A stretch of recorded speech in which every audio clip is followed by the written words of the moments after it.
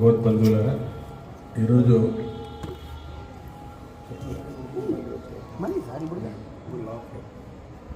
84 లక్షల జీవరాశుల్లో మానవ జన్మ అనేటువంటిది అత్యంత పవిత్రమైనటువంటిది, ఉన్నతమైనటువంటిది, ఉత్కృష్టమైనటువంటిది.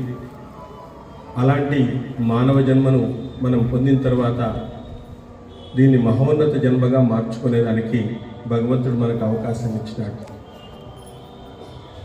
అలాంటి మహోన్నత జన్మగా మార్చుకోవాలి అంటే ప్రత్యక్షమైనటువంటి తల్లిదండ్రులను బాగా చూసుకోవాలి. ఎందుకు అంటే మనం తల్లిదండ్రులు ఎందుకు గౌరవించాలి అంటే వాళ్ళు మనకు మానవ జన్మనిచ్చినారు, వేరే జన్మ నీలే. వేరే జన్మ ఇచ్చింటే ఏమి లేదు. తల్లిదండ్రులు అందుకు మనం గౌరవించాలి. ఈ మధ్యకాలంలో హైదరాబాద్లో, తెలంగాణ రాష్ట్రంలో ఒక బిల్లు చేశారు. తల్లిదండ్రులను చూడకుండా ఉండే వాళ్ళకి 15% శాలరీ కట్ చేస్తాము. ఎంత దౌర్భాగ్య స్థితి వచ్చిందంటే ఆయన కూడా ముఖ్యమంత్రి చాలా దౌర్భాగ్యము, ఇది బిల్లు పెడతానని నాకు కూడా కళ్ళలో నీళ్ళు వస్తున్నాయని చెప్పినాడు.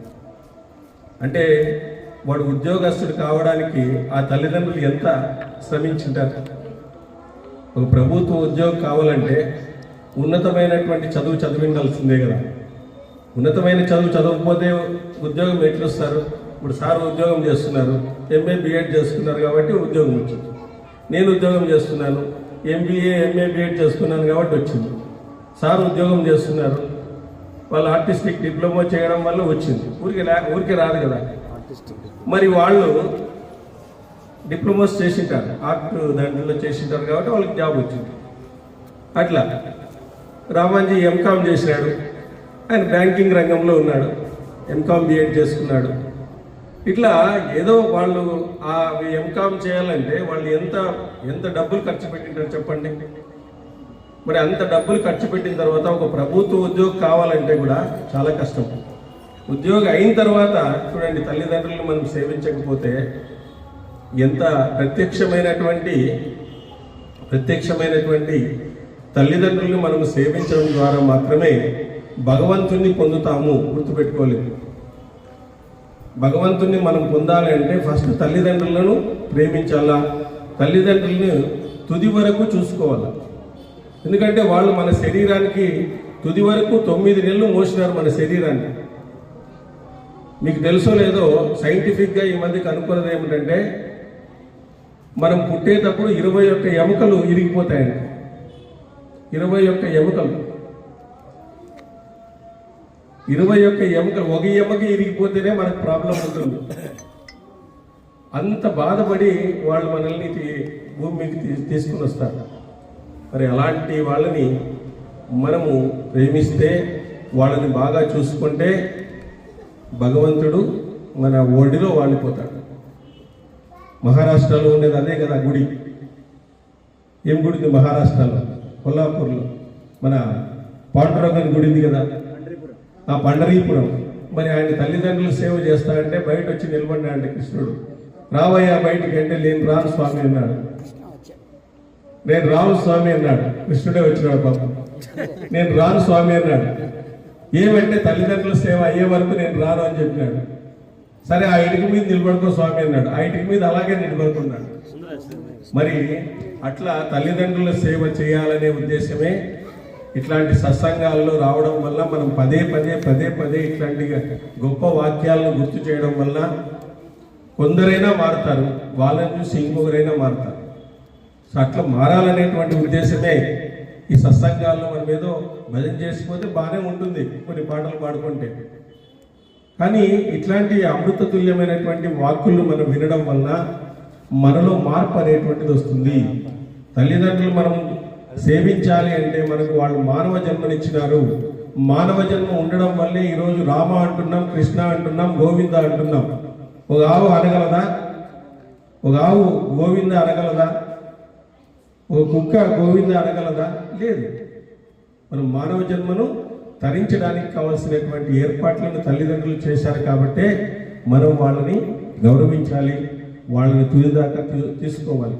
మనం ఆదర్శంగా ఉంటూ చెప్పాలి. మనం బాగా చూసుకున్నప్పుడు ఇంకొకరు కూడా చెప్పాలి. కాబట్టి ఆ విధంగా అందరూ కూడా తల్లిదండ్రులను బాగా చూసుకోవాలన్నదే ప్రథమ కర్తవ్యము. ఎవరైనా కానీ వాళ్ళని బాగా చూసుకోండి అనేటువంటిదే మనం చెప్తున్నటువంటిది. మరి ఇక్కడ మన మహాభారతంలో లాస్ట్ దసరా రోజు మనం ప్రారంభించినాం. ఇప్పుడు సభాపర్వంలో కృష్ణుని యొక్క వృత్తాంతం అనేటువంటిది వస్తాను. ఇక్కడ భీష్ముడు అంటున్నాడు, నాయన కురునందన యుధిష్ఠిర, నారాయణుడు వృష్టి వంశంలో అవతరించడాన్ని ఉన్నది ఉన్నట్లుగా చెప్పండి. నారాయణుడు వృష్టి వంశంలో అవతరించడానికి ఉండేటువంటి చరిత్రను మాకు చెప్పండి అన్నాడు. భరత కుల శ్రేష్ఠ, నాయన అజాతశత్రువ, భూమిని రక్షించడానికి ఈ శ్రీహరి భూమిపై ఎలా పుట్టాడో చెప్తాను, జాగృతిగా అర్థం చేసుకో. శ్రీహరి భక్తులే ఉన్నారు ఈరోజు అందరూ కూడా. ఈ విధంగా వాళ్ళ టాపిక్ వచ్చింది. ఈ భూమిపై ఎలా పుట్టారో అలాగే చెప్తాను అన్నాడు. చూడండి, జనార్దనుడు అవతరించినప్పుడు ఆనందముతో సముద్రాలు పులకించినాయి. సో సముద్రం అనేటువంటిది పులికించిపోయిందంట. అదేవిధంగా పర్వతాలు చలించినాయంట. పర్వతాలన్నీ కూడా చలించిపోయినాయి. అదేవిధంగా అగ్నులు ప్రశాంతంగా ప్రజ్వరిల్లినాయి. అగ్నులన్నీ ప్రశాంతంగా ప్రజ్వరిల్లినాయి అని చెప్పేసి, అంటే అట్లాంటి గొప్ప మహానుభావులు పుట్టినప్పుడు ప్రకృతి మనకు సహకరిస్తుంది అనమాట. అందుకంటే గొప్ప గొప్ప భావాలు ఉంటే వాళ్ళకి ప్రకృతి సహకరిస్తుంది అనమాట. మన ఆలోచన వివేకానంద స్వామి ఏమంటాడంటే మనం పవిత్రమైన ఆలోచన చేసిన, పవిత్రమైనటువంటి కార్యాన్ని చేసిన ఆనందం అనేటువంటిది నీ వెంటే ఉంటుంది, నీడలాగా ఉంటుంది అని చెప్తాడు ఆయన. పవిత్రమైన ఆలోచన చేసిన, పవిత్రమైనటువంటి కార్యాన్ని చేపట్టిన ఆనందం అనేది నీడలాగా నీ వెంటే ఉంటుంది అని చెప్తాడు. మరి అంతకంటే కావాల్సింది ఏముంది? జీవితానికి పరమార్థం ఏమిటి అంటే ఆనందం మాత్రమే. ఆనందము అంటే తన్మయ స్థితి, తనను తాను మర్చిపోయి కొద్దిసేపు ఆ భగవత్ సంకల్పంలో, ఆ భగవత్ లీలలో మునిగిపోతే అంతకంటే మించినటువంటి సుఖం ప్రపంచంలో ఎక్కడా లేదు, ఎవరికీ లభించదు కూడా. మహర్షులు, యోగులు ఇలాంటి వాళ్ళకు అది లభిస్తూ ఉంటుంది. అందుకే వాళ్ళు నిర్వికాల సమాధి స్థితిలోకి వెళ్ళి భగవంతుని ధ్యానించి, దర్శించి, ఈ సకల చరాచర జగత్తుకు ఆధారమైనటువంటి వాడిని కనుక్కొని ఏ విధంగా ఉపాసించాలో చెప్పినారు. ఇలాంటి గ్రంథాలు చెప్పడం అనేటువంటి జరుగుతాయి. అందులో మనం కొంత ఆచరించినా కూడా, అంతా ఆచరించకపోయినా పర్వాలేదు, కొంత ఆచరించినా కూడా మానవ జన్మ నుంచి మహోన్నత జన్మ రావడానికి ఇది కారణమవుతుంది అని చెప్పేసి మనం పదే పదే చెప్పుకోవచ్చు.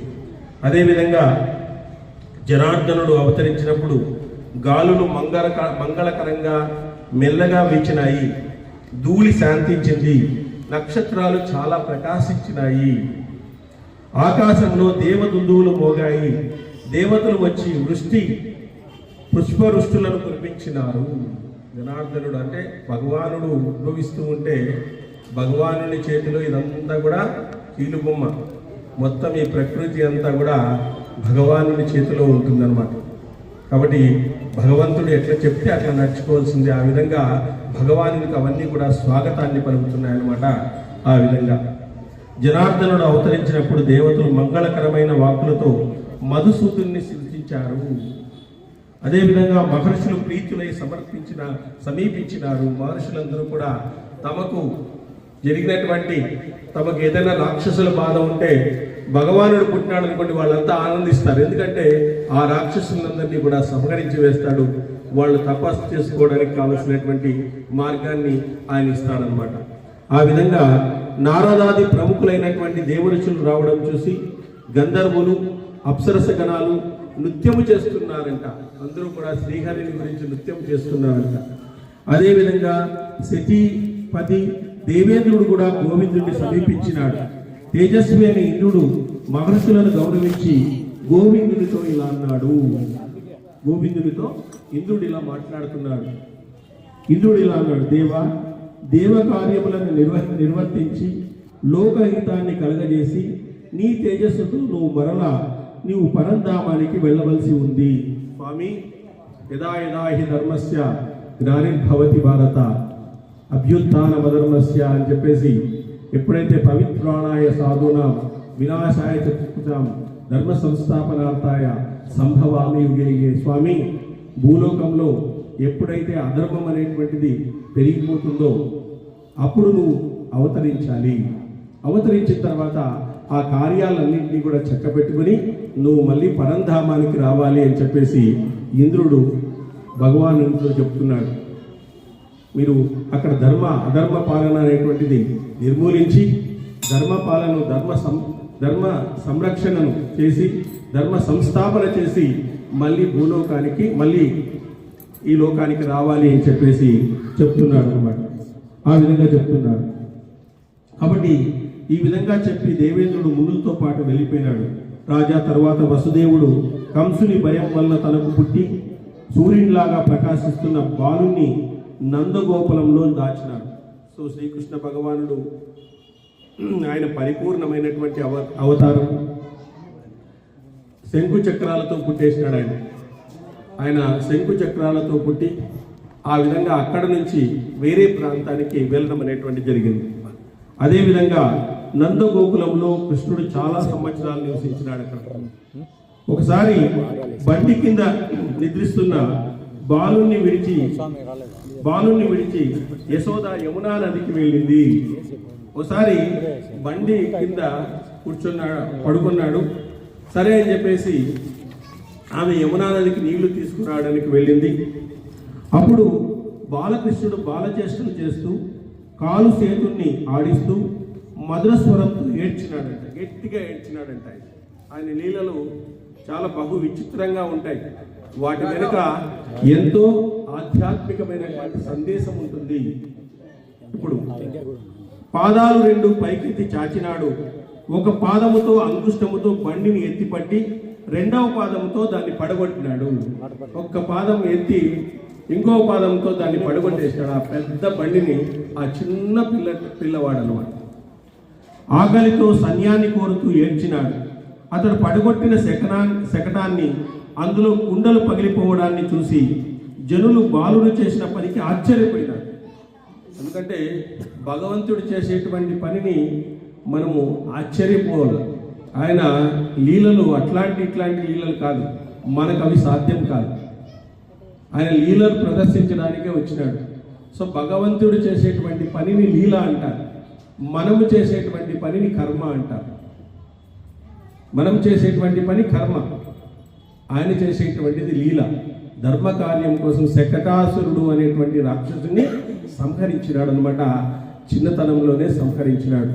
ఇవన్నీ కూడా భరతనందన సూరసేన దేవ నివాసులంతా మహోద్భుతమైనటువంటి ఈ కృత్యాన్ని ప్రత్యక్షంగా చూసినారంట. అందరూ చూసినారంట, అక్కడ ఉండేటువంటి వాళ్ళు.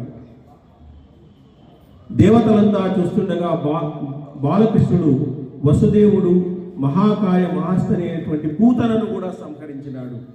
పూతన దగ్గరికి పోయి పాలు తాగడానికి పోయినాడు, ఆమెను కూడా సంహరించినాడు.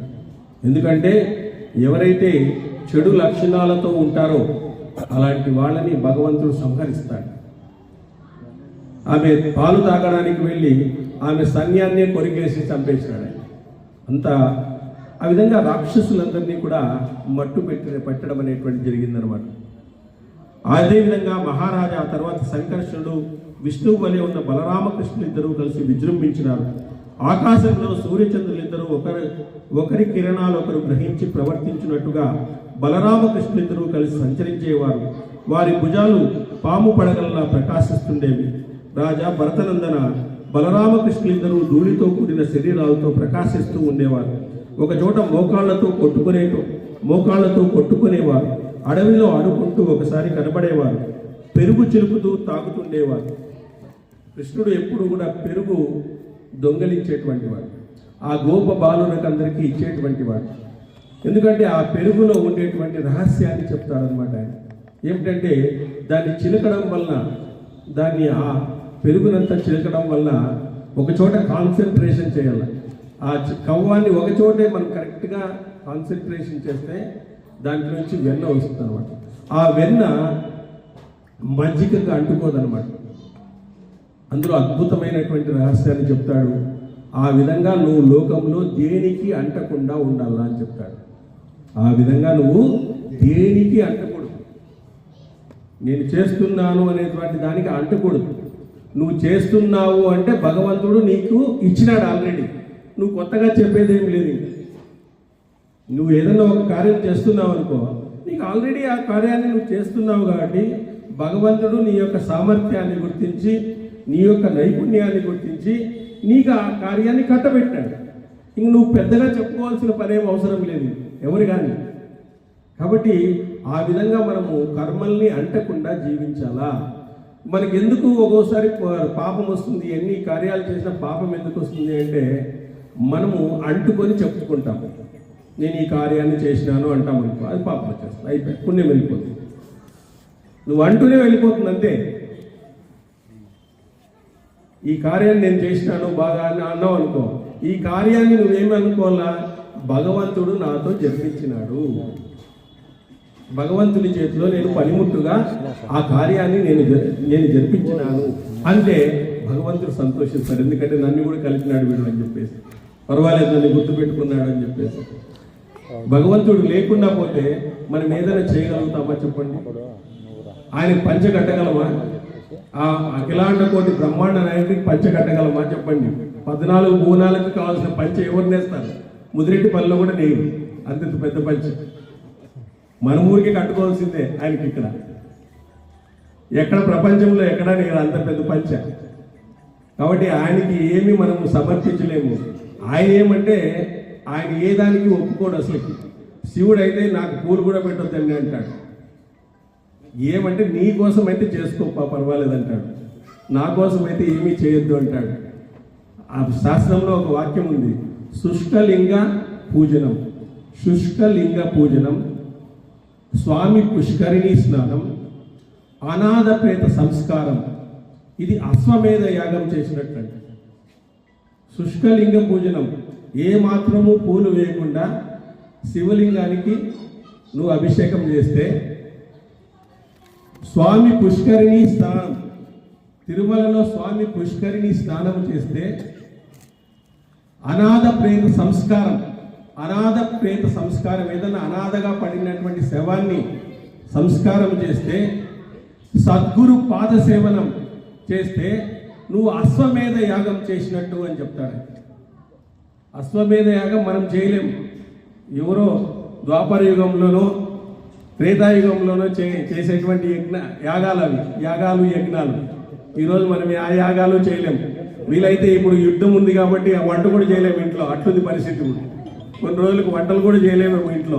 ఈ యాగాలు ఎప్పుడు చేసేది మనం? కాబట్టి యుద్ధాలు ఉన్నాయి కాబట్టి ఇప్పుడు ప్రశాంతంగా ఇంకా కొన్ని రోజులకు మనకి ఆ కట్లు కూడా దొరికేది కష్టమవుతుంది. ఆ కాలంలో అశ్వమేధ యాగం చేయాలంటే ఎంత కష్టం ఉండేటువంటిది.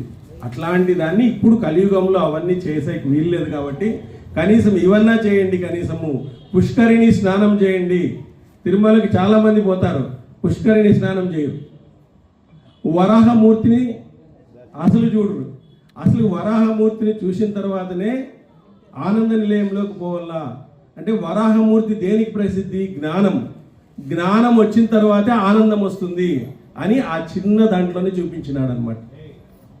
జ్ఞానాన్ని ఫస్ట్ నువ్వు పూజించి మళ్ళీ ఆనంద నిలయంలోకి పోవాలా, అప్పుడు ఆనందం వస్తుంది అంటాడు.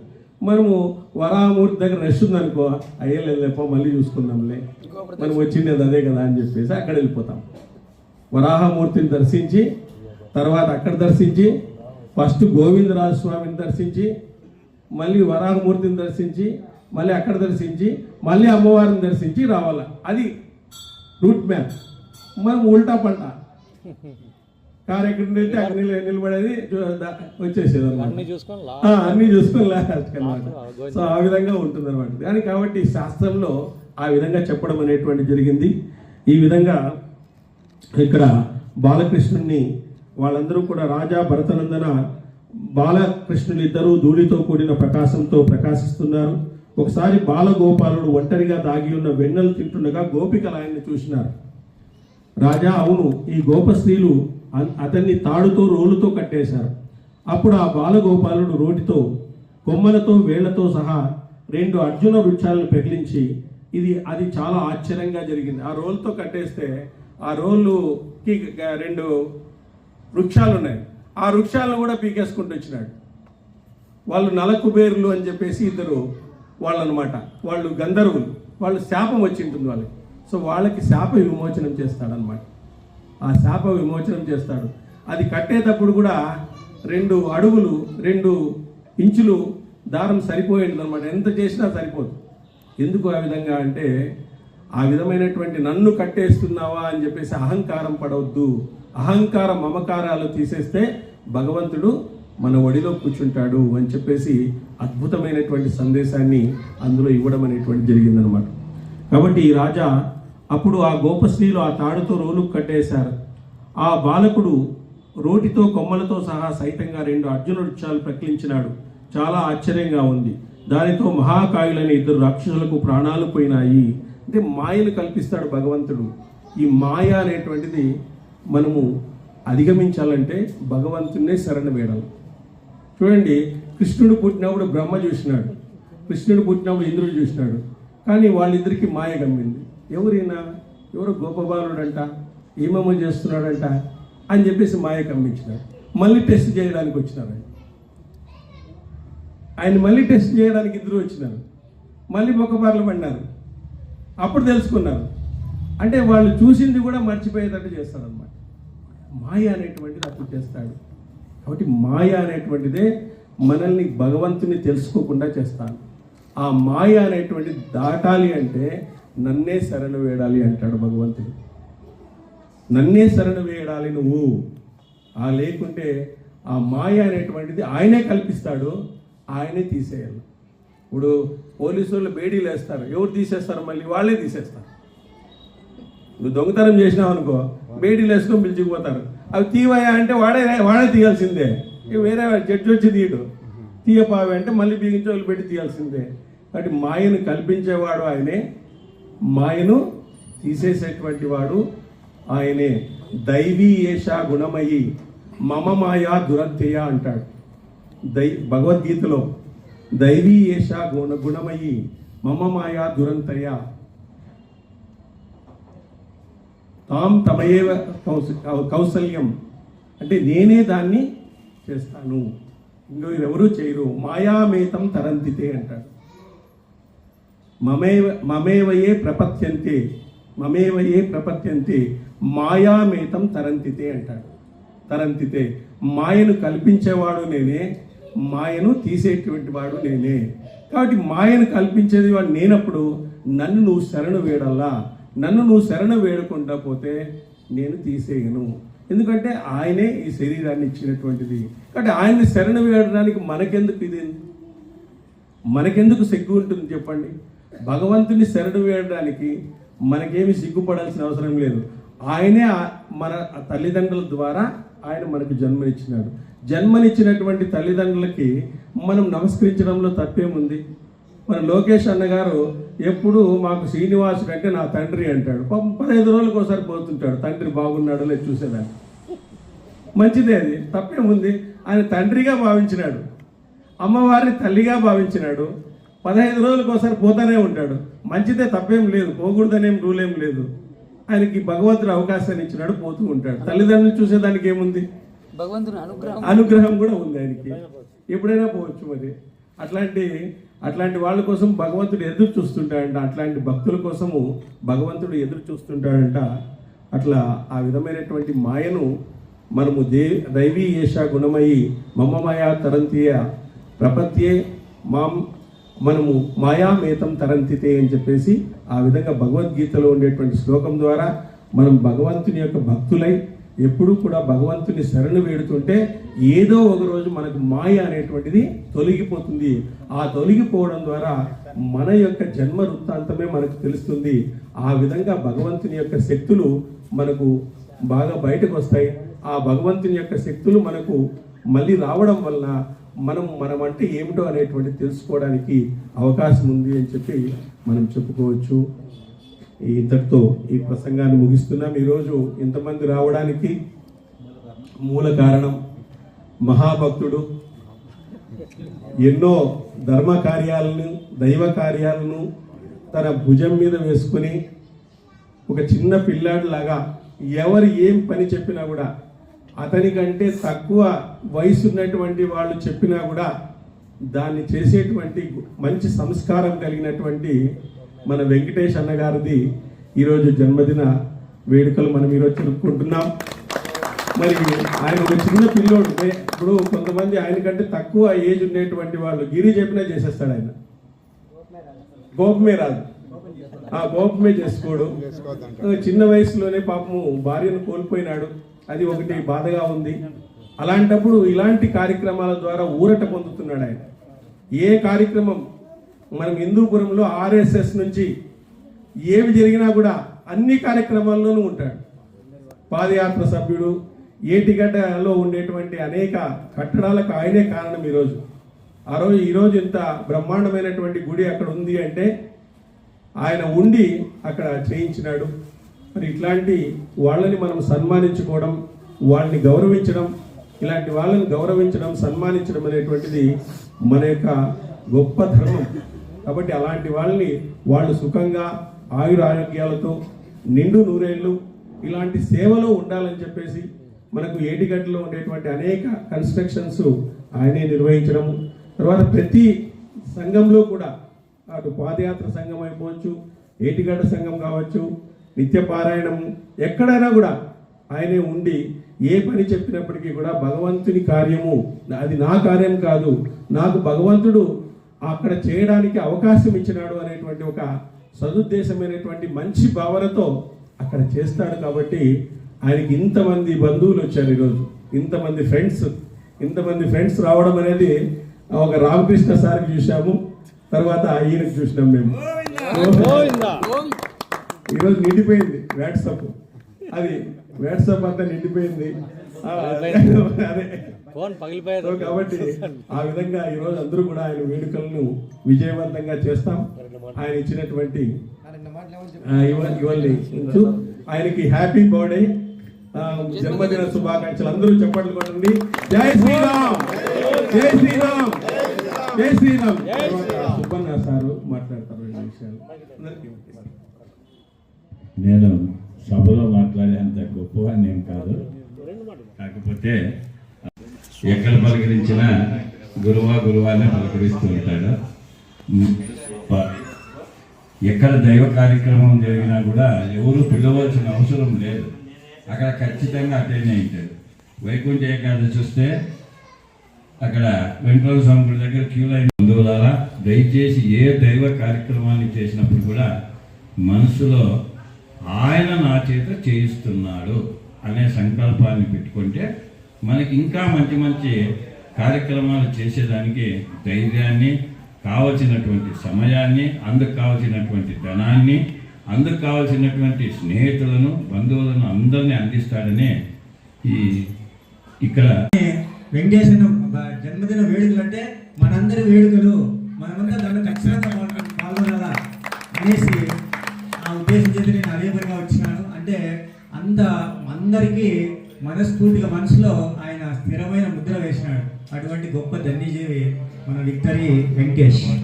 ఆయన చిరునవ్వుతో మాట్లాడిస్తారు అందరినీ. మొట్టమొదటిగా మనం దాన్ని గుర్తు చేసుకోవాలి.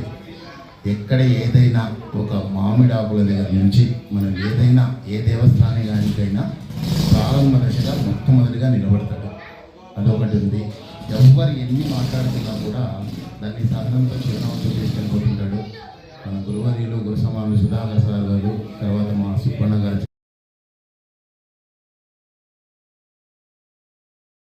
నవ్వుతూ మాట్లాడుతూ ఉంటాడు. తర్వాత ఏమంటే ఆయన చిన్న విషయాలు కొద్దిగా అలుగుతూ ఉంటాడు. ఆయన విషయంలో చిన్న విషయాలు కలుగుతూ ఉంటాడు. అట్లాంటి అలుక అనేటువంటి భావనలు లేకుండా ఉంటే ఆయన చాలా ఇంకా ఉన్నతమైనటువంటి స్థితికి ఎదిగేదానికి అవకాశం ఉంటుంది. తర్వాత ఇంతవరకే మన సార్ వాళ్ళు ఆయన సంబంధించి అన్ని విషయాలు సార్ చెప్పినట్లు ఎన్నో ఏళ్ళ నుంచి కోరిక ఉండేది. కానీ తిరుమలకి వెళ్ళినప్పుడు వెంకటేశ్వరతో పాటు పుష్కరి స్నానం, వరహ దర్శనం, స్వామివారి దర్శనం, ఆ తర్వాత విష్ణు పట్టణం, అది గుళ్ళోనే గర్భగుడి పక్కన మండపం అక్కడ ఆయనతో. అందుకన్నా ఇంక నాకేం కావాలా, చాలా థ్యాంక్స్ అండి. నాతో పాటు తిరుపతి, నీతో పాటు నాకు తిరుపతికి అవకాశం కల్పించినందుకు గోవిందా గోవిందా. గణేశ సుధాకర్ సార్ చెప్పినట్లు ఏటగడ్డలో మీ అందరూ సహకారంతో నేను సేవ చేసినాను, కానీ నేను ఒక్కడే ఇదేం చేయలే. కానీ చూడముళ్ళ ఈ అక్కగారు అందరూ సహకారంతో ఈ పొద్దు ఈ స్థాయిలో ఉన్నానంటే అంతా మీ భక్తులు ఇది. ఓం నమో వెంకటేశ. ఓం. ఆయన ఒకరోజు నన్ను చూడడం లేదు, నేను ఆయన ఒకరోజు చూడడం లేదు.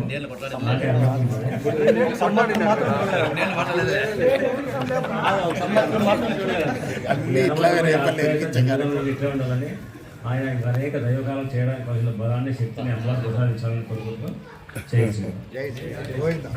పెట్టిన పేరు మాత్రం ఎక్కడా పోవద్దు. ఓం నమో వెంకటేశాయ. అంటే చాలా మంచి వ్యక్తి. ఎక్కడ కనపడినా గోవింద అంటారు. మాకు కూడా గోవింద అనేది అలవాటు అయిపోయింది అనమాట. అన్న కనపడతానే గోవింద అనడం. ఆయన అనుకున్నా కానీ మనకు అలవాటు చేసేసి ఉంటాడు. అంటే ఆ